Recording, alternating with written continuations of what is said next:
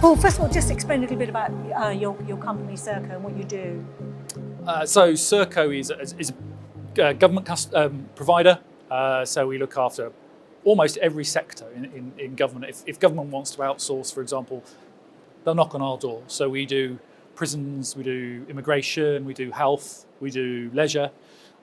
Literally, there are all sorts of different, from Ministry of Defence through Department of Work and Pensions through to local government and NHS trusts. So how does that sort of help really, looking here, how does it compare really with the transport and logistics industry?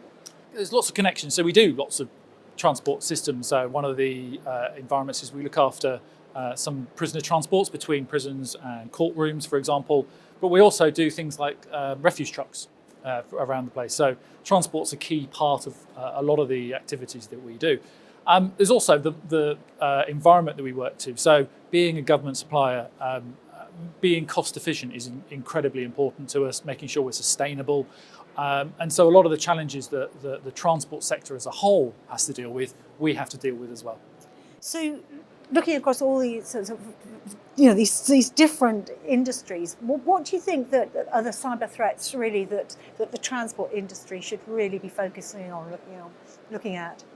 I think it depends on each model, each individual company, because some of them, we have levels of the threat and people who are likely to come against us is going to be quite different between a prison truck and a refuse truck. Those two things are going to be very different. However, the simple one is the financial crime angle. There is always going to be financial crime out there. There's always going to be people who are going to want to try and get in and gain through extortion cash because it's easy. Technically fairly low for in terms of capability in the cyber world anyway, and easy to do. We're all digital, so it makes the targets to everybody a big one for industry, the criminal industry rather than ours.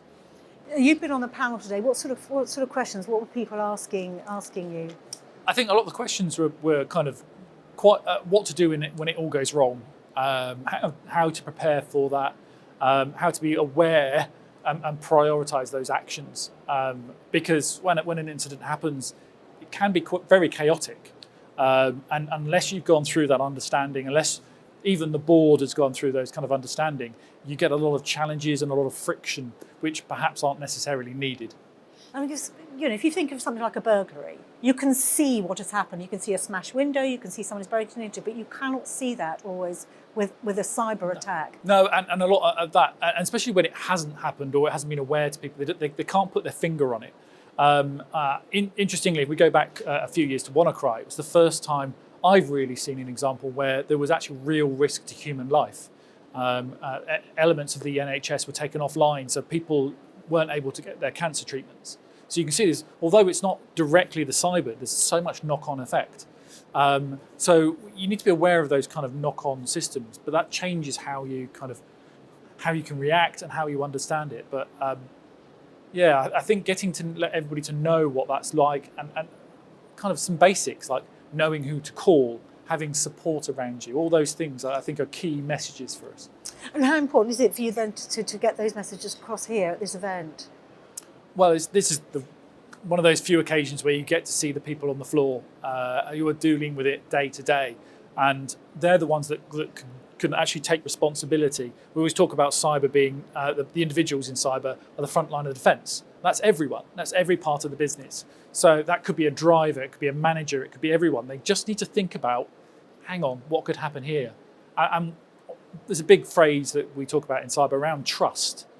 Now, getting that into everybody's thought, do I trust this thing, this plug, this computer, this thing I'm about to, do I trust it? And if the answer is no, let's find another way of doing it, or have something that protects you a little bit from it. So, when you talk there about protection, it is about companies working across the whole board. From here, say from the person driving the lorry to the person in the warehouse, how important is it for them to have a proper training program in place? Education, awareness, a kind of intuition, trusting intuition. I keep bringing an analogy to health and safety because in this world, I think that's a message everybody knows. The risk to human life is walking around some of these trucks of enormous size. They get the understanding. But one part of the model there is really important that's shared with cyber, that there is no right or wrong. It's always a middle ground, and cyber is exactly the same. There is no definitely yes or definitely no. There's always a how are you going to use it for the environment. Now, drawing that comparison means you can simplify what we're talking about, because one of the challenges of cyber is perceived as an IT problem. Oh, it's technical, it's about computers. Well, actually, most of cyber things are actually caused by the human.